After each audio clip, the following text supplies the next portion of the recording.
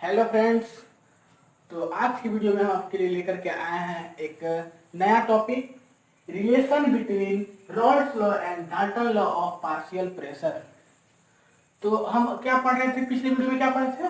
Rawls law के help के द्वारा हम लोग समझे थे कि लिक्विड सॉलिड सॉल्यूशन को कैसे समझे, ठीक है, रॉल्स लॉ के द्वारा। और इस वीडियो में क्या हमें समझना है? इस वीडियो में हमको समझना है कि लिक्विड सॉल्यूशन को हम कैसे रॉल्स लॉ के द्वारा उसको समझते हैं। तो लिक्विड सॉल्यूशन से पढ़ने से पहले आपको एक बात याद होगा कि हम लोग वहां पर रॉल्स लॉ जो पिछला वीडियो पढ़ रहे थे, तो वहां पर Dalton law of partial pressure का भी मतलब कि कुछ उपयोग पड़ा था। तो वहां पर Dalton law of partial pressure क्या होता था? पीएस इक्वल्स टू, क्लास 11 में ही पढ़ चुके हैं Dalton law of partial pressure. और Dalton law of partial pressure क्या होता था? PS equals to PA plus PB, यही होता था। PS equals to PA plus PB. PS क्या होता था? टोटल होता था, टोटल पार्शियल प्रेशर। और पीए क्या होता था? Partial pressure of A. And PB क्या होता था? Partial pressure of B. अब देखो ना, यही होता था, PS equals to PA plus PB. ये क्या होता था? टोटल पार्शियल प्रेशर होता था, टोटल पार्शियल प्रेशर। और ये क्या होता था? Partial pressure of A. और ये क्या होता था? पीबी ना, सॉरी गलती हो गया, PB partial pressure of B.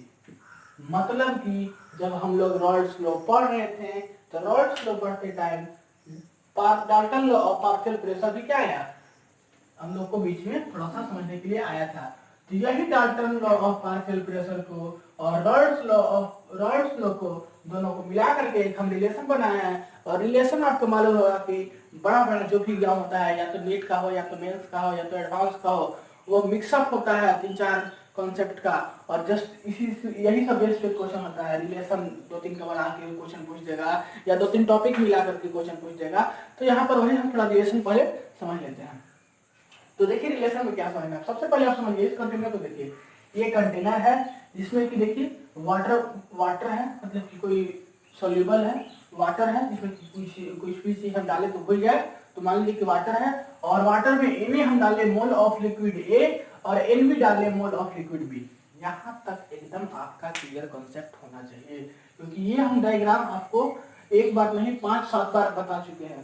तो ये चीज आपको हमेशा ये डायग्राम माइंड में बैठ जाना चाहिए। आपको हम यहाँ से नहीं, वेपर समझाया, वेपर प्रेशर समझाया, डाल्टन लॉ ऑफ जब समझा रहे थे, डाल्टन लॉ समझा रहे थे, उसमें भी ये था कि 2 प्रेशर को रखिए तो वहां से प्रेशर एग्जर्ट होगा, पी टोटल, ये सब वगैरह वगैरह। और आपका यहाँ पर भी ये चीज आया, तो आपको ये डायग्राम बैठ जाना चाहिए कि कैसे कैसे वेपर निकलता है, कैसे कैसे क्या क्या इस प्रोसेस में, इस डायग्राम में होता है, जानना चाहिए आपको। तो हम क्या बोले कि मोल ऑफ ए और mole of liquid A and mole of liquid B किसी भी सॉल्यूशन में रखा हुआ है, ठीक है।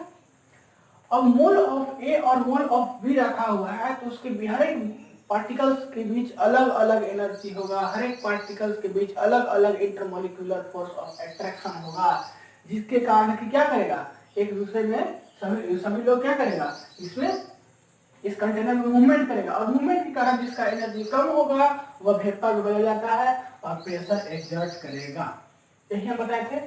तो हम लोग क्या जानते थे पहले से, एक लिक्विड है तो वेपर प्रेशर एग्जर्ट होगा पीए, जो कि partial pressure of liquid A होगा। लेकिन यहाँ पर क्या है, mole of liquid A and mole of liquid B, मतलब कि 2 लिक्विड है, तो 2 लिक्विड है तो प्रेशर भी एग्जर्ट होगा ए का भी, और प्रेशर एग्जर्ट होगा बी का भी। यहाँ तक आपको दिक्कत नहीं होना चाहिए। क्या बताया हम कि प्रेशर एग्जर्ट होगा ए के कारण भी, और प्रेशर एग्जर्ट होगा बी के कारण भी। तो पीए यहाँ से देखिए क्या होगा, पीए क्या हो गया, partial vapour pressure of liquid A, और पीबी क्या हो गया, partial vapour pressure of liquid B. इस डायग्राम में आपको कोई दिक्कत नहीं होगा। तो चाहिए यहाँ से ले लेते हैं, चाहिए क्या है, मोल fraction of liquid A in liquid solution, और चाहिए क्या है, मोल fraction of liquid be in liquid solution. तो ये सब बहुत बड़ा चीज है, सब पहले से बोलते आए हैं, ये डायग्राम समझ जाए। और देखिए हम जब डाल्टन लॉ सॉरी जब हम रॉल्स लॉ पढ़ रहे थे तो हम क्या पढ़े थे, पी नॉट ए को क्या बोलते थे, vapour pressure of pure liquid A, और पी नॉट बी को क्या बोलते थे, vapour pressure of pure liquid B. एक बात कंफ्यूजन नहीं होना है, अगर पी ए रहे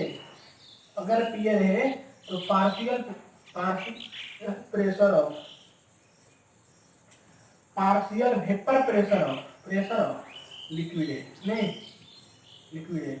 अगर पी नॉट ए रहे तो vapour pressure of pure liquid ए। ये बात में कभी कंफ्यूजन नहीं होना है। यहाँ पार्शियल मतलब कि डाल्टन वाला और यहाँ पर रॉल्स लॉ वाला।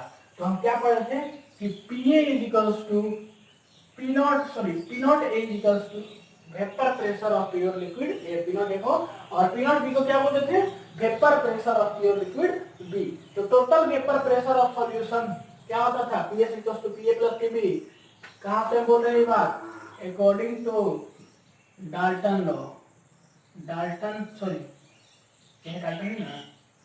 According to Dalton law of partial pressure, according to Dalton law of partial pressure,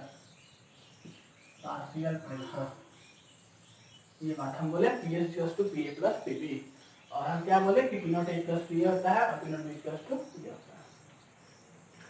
तो पी ए इक्वल्स टू, अब देखिए ये तो हम डाल्टन लॉ के द्वारा बोल दिए कि P S equals to P A plus P B, लेकिन रॉल्स लॉ के द्वारा क्या होता है कि P A equals to P not A चाहिए और P B equals to P not B चाहिए। आपको याद होगा कि रॉल्स लॉ के द्वारा क्या होता है, P A equals to P not A चाहिए और P B equals to P not B चाहिए, तो P B equals to P not B चाहिए। तो यही फर्स्ट फार्मूला पे हम क्या करेंगे, इसको पुट कर देंगे, तो P H plus P A plus P B, और पी ए का वैल्यू पी नॉट ए चाहिए, पी नॉट बी चाहिए, इसी को पुट कर देंगे, और यहाँ से ये जो फार्मूला आएगा वही आपका रिलेशन का क्वेश्चन बनाने में काम आएगा। ठीक है, तो अगर आपसे पूछ दे चाहिए दे दे, चाहिए भी दे दे, पी नॉट भी दे दे, पी ए पूछ दे, पी एच दे करके, तो पी नॉट ए बता दीजिएगा, अगर पी नॉट भी पूछ सकता है, चाहिए पूछ सकता है, पी एच पूछ सकता है, मतलब सभी स्टेटमेंट दे करके एक दो पूछ सकता है। तो यहाँ से रिलेशन में यहीं से यही क्वेश्चन उठेगा। तो इस वीडियो को पॉज कीजिए और पॉज करने के बाद इसको अच्छे से आप लिख लीजिए। फिर हम पढ़ते हैं Rawls law in liquid solution. तो इसको पॉज कर लीजिए, मिटाते हैं, इसको मिटाते हैं, अच्छे से पॉज करके लिख लीजिएगा। ये ऐसे गुड पॉइंट ऑफ व्यू से ज्यादा इम्पोर्टेंट नहीं था, लेकिन आप देखिए जहां तक सोच सकते हैं उतना इम्पोर्टेंट है आपके लिए। तो अब नया हेडिंग आ गई, क्या चीज, रॉल्स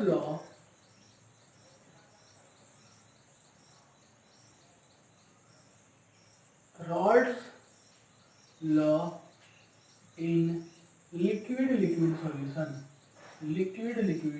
सॉल्यूशन, या इसको आप ऐसे भी बोल सकते हो कि Rawls law in to immiscible solution, मतलब कि जो अच्छे से घुल जाए, तो आप कुछ भी बोल सकते हो। तो पीएच टेस्ट क्या होता है, यहाँ से एकदम छोटा सा चीज है, बहुत बड़ा चीज है, चाहिए पीटी, क्या होता है, पीएच टू चाहिए डैश पीटी, और पीबी टू क्या होता है, पीबी टू क्या होता है, चाहिए डैश पीटी, नहीं पीएच टू चाहिए डैश पीटी और पीबी टू चाहिए डैश पीटी। तो पीए बाई पीबी क्या हो जाएगा, चाहिए डैश बाई चाहिए डैश हो जाएगा। तो PA by PB equals to, चाहिए को क्या बोल सकते हैं, mole of A dash mole of B dash. तो PA by PB equals to क्या हो जाएगा, मोल कैसे निकालते हैं, वेट बटा मॉलिक्यूलर वेट, तो weight of A divided by molecular weight and weight of B divided by molecular weight of B, यही हो गया आपका फॉर्मूला। ये बात समझ में आया। हम क्या बोले कि चाहिए भाई चाहिए को क्या लिख सकते हैं, mole fraction of A divided by mole fraction of B. तो मोल को कैसे निकालते हैं, अरे मोल को निकालने के लिए हम फॉर्मूला बताए थे, वेट बटा मॉलिक्यूलर वेट, तो वही बस फॉर्मूला हम कर दिए हैं, एन क्या है मोल, बस। तो वही यहाँ पर मोल ऑफ ए निकालना है, तो वेट ऑफ ए बटा molecular of weight of A, और अगर हमको निकालना है मोल ऑफ बी तो वेट ऑफ बी बटा मोलिकुलर वेट ऑफ बी। तो इसको डैश दे दीजिए, इस तरह रहेगा वेट ऑफ ए बटा molecular weight of A and weight of B बटा मोलिकुलर वेट ऑफ बी। तो यहाँ पर आपका लेक्चर हुआ समाप्त। तो नेक्स्ट वीडियो में हम लोग देखते हैं कि रॉल्ड्स लॉ इन, क्या क्या पढ़ लिया हमने रॉल्ड्स लॉ का केस, 3 केस था, 2 हमको बताता था, 2 केस बताता था सॉल्यूशन का रॉल्ड्स लॉ, और तीसरा केस बताता है हम लोग को हेनरी लॉ। तो सॉलिड लिक्विड पढ़ लिए, लिक्विड लिक्विड पढ़ लिए, अब हमको पढ़ना है गैस वाला। तो इस वीडियो में इतना ही, नेक्स्ट वीडियो में बात करते हैं, बाय।